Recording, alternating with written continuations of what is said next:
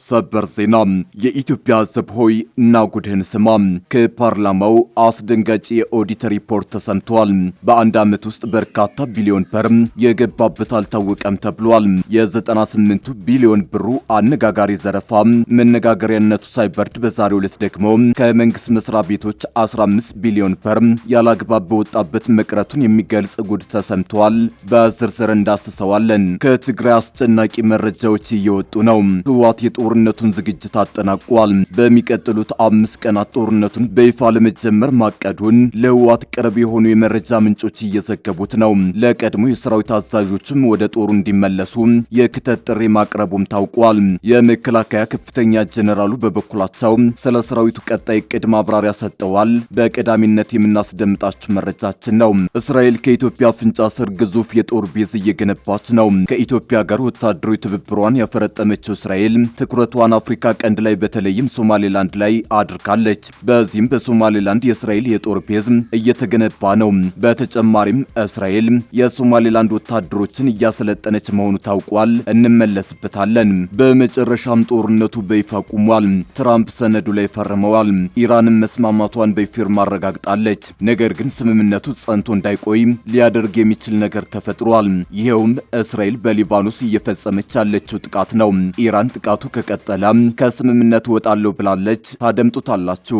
አክብሮታዊ ሰላምታችን በያላችሁበት የዓለም ዳርቻ ይድረሳችሁ። የተወደዳችሁ አንድ አፍታ ሚዲያ ቤተሰቦች ከአንድ አፍታ ለአሁኑ መደመጥ አለባቸው ያልናቸውን ዜናዎች ወደ እናንተ የምናደርስበት ሰዓት ላይ ተገኝተናል። አብራችሁን ትቆዩ ዘንድ ግብዣችን ነው።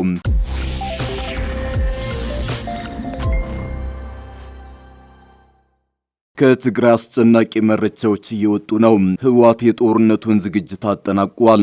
በሚቀጥሉት 5 ቀናት ጦርነቱን በይፋ ለመጀመር ማቀዱን ለህወሓት ቅርብ የሆኑ የመረጃ ምንጮች እየዘገቡት ነው። ለቀድሞ የሰራዊት አዛዦችም ወደ ጦሩ እንዲመለሱ የክተት ጥሪ ማቅረቡም ታውቋል። የመከላከያ ከፍተኛ ጀነራሉ በበኩላቸው ስለ ሰራዊቱ ቀጣይ ዕቅድ ማብራሪያ ሰጥተዋል። ጦርነት አይኑ ይጥፋ። በሰሜን ኢትዮጵያ አዲስ ግጭት የመቀስቀሱ ጉዳይ ወደማይቀለበስ ደረጃ ደርሷል። ቀጠናውን ሊያናውጥ እንደሚችል ብዙዎች እያስጠነቀቁ ቢሆንም ለማስጠንቀቂያቸው ጆሮ የሰጠ ግን አልተገኘም። በሁለቱም ኃይሎች በኩል ሰፊ ወታደራዊ ስምሪት እየተሰጠ ነው። በተለይም መቀሌ የመሸገው የህወሓት ኃይል ባለፉት 4 ከፍተኛ ወታደራዊ ስምሪት በማድረግ የጦርነት ዝግጅቱን ለማገባደድ ሲሯሯጥ ታይቷል። ዛሬ የወጣው መረጃ የቲዲኤፍ ወታደራዊ ዝግጅት መገባደዱንና ጦርነት ለመክፈት ቀን መቁረጡን የሚገልጽ ነው።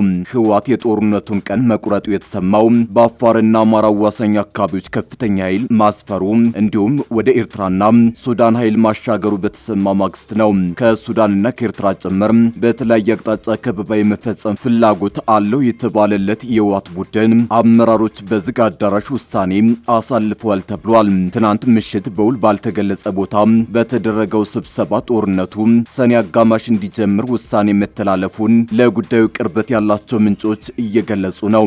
የጦርነት ዝግጅቱ በየአቅጣጫው በይፋ እየተሟሟቀ ሲሆን በህወሓት በኩል በተቆጣጠራቸው የቴሌቪዥን ጣቢያዎች ወታደራዊ ፕሮፓጋንዳዎችን በስፋት እያሰራጨ ነው።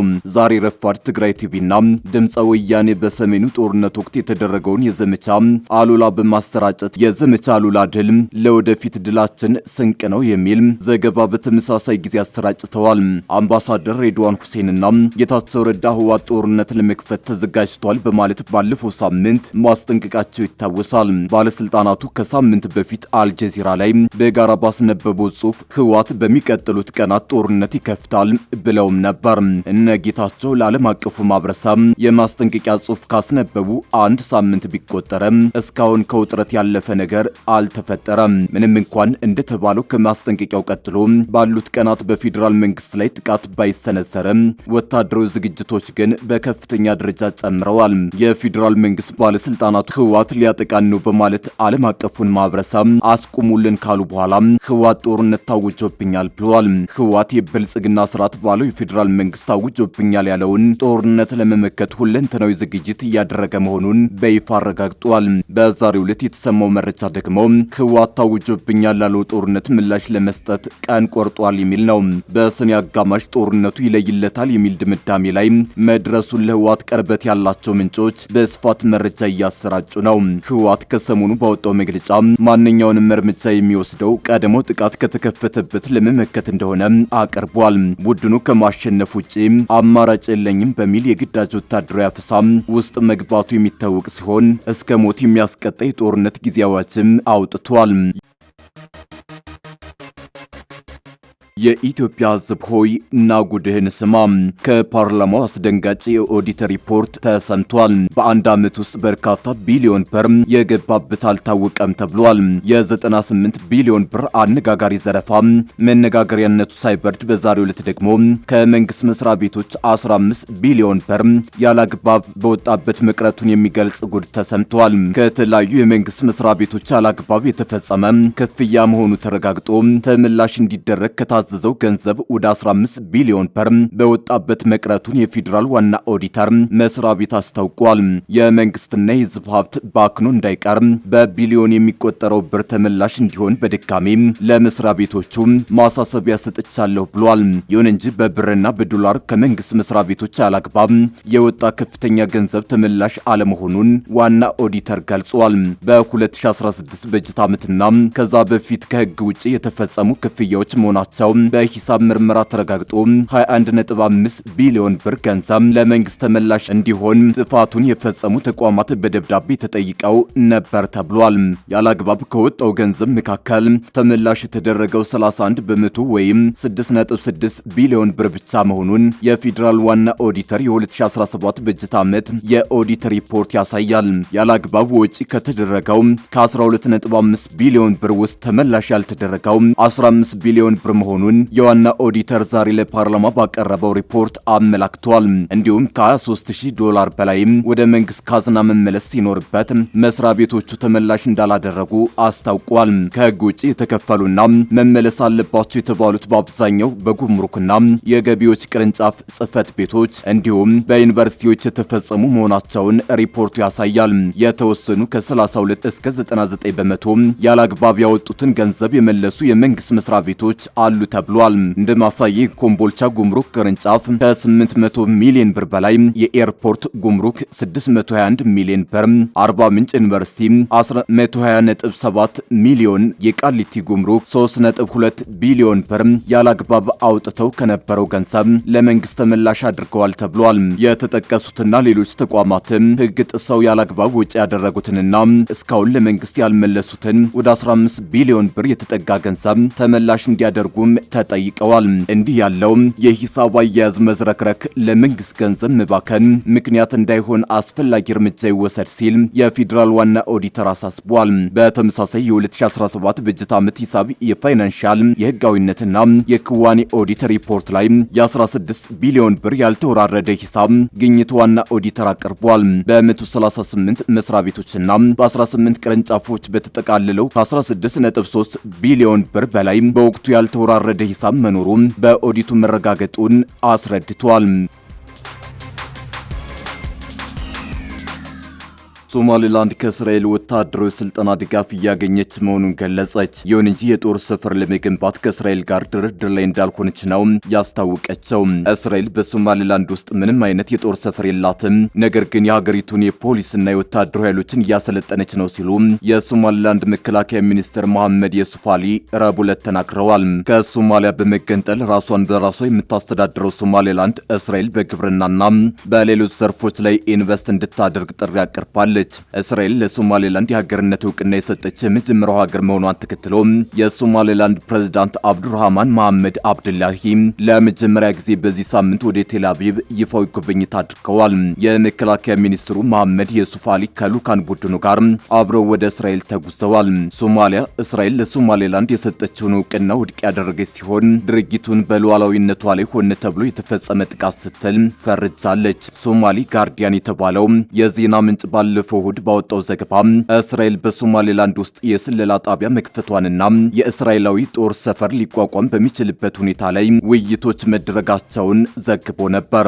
የእስራኤል የውጭ ጉዳይ ሚኒስቴር በቴል አቪቭ ባዘጋጀው የንግድ ፎረም ጎን ለጎን ለሮይተርስ የዜና ወኪል ማብራሪያ የሰጡት ዩሱፍ አሊ እስራኤል በግዛቱ ውስጥ የጦር ሰፈር ለማቋቋም ድርድር እያደረገች ነው ተብሎ የተሰራጨውን ዘገባ እውነት አለመሆኑን አስተባብለዋል። ሚኒስትሩ በሶማሌላንድ ውስጥ ምንም አይነት የእስራኤል ወታደራዊ ወታደርም ሆነ ወታደራዊ ሰፈር የለም ያሉ ሲሆን ነገር ግን እስራኤል ሶማሌላንድን እየረዳች ነው፣ የተወሰነ የፖሊስና የጦር ኃይሎቻችንን ለማሰልጠን ድጋፍ እያደረገች ይገኛል ሲሉ ገልጸዋል። የኢራኑ ፕሬዝዳንትና ዶናልድ ትራምፕ የሁለቱን ሀገራት ጦርነት የሚያስቆመውን የመጀመሪያውን ስምምነት ተፈራረሙ። የአሜሪካና ኢራን ፕሬዝዳንቶች ጦርነቱን ካሁን ጀምሮ የሚያስቆመውን የመጀመሪያ ስምምነት ፈርመዋል። በሌላ በኩል በአሜሪካና እስራኤል መካከል ሊባኖስን በሚመለከት አስቸጋሪ ንግግር እየተደረገ መሆኑ ተሰምቷል። የአሜሪካና ኢራን ፕሬዝዳንቶች ጦርነቱን የሚያስቆመውን የመጀመሪያ ስምምነት ፈርመዋል። ስምምነቱ የሆርሙዝ ወሽመጥን እንደገና መክፈት፣ የ300 ቢሊዮን ዶላር ኢራን መልሶ የመገንባት እቅድ፣ አሜሪካ ኢራን ላይ የጣለችውን ሁሉንም አይነት ማዕቀቦች የሚያስቆም ነው።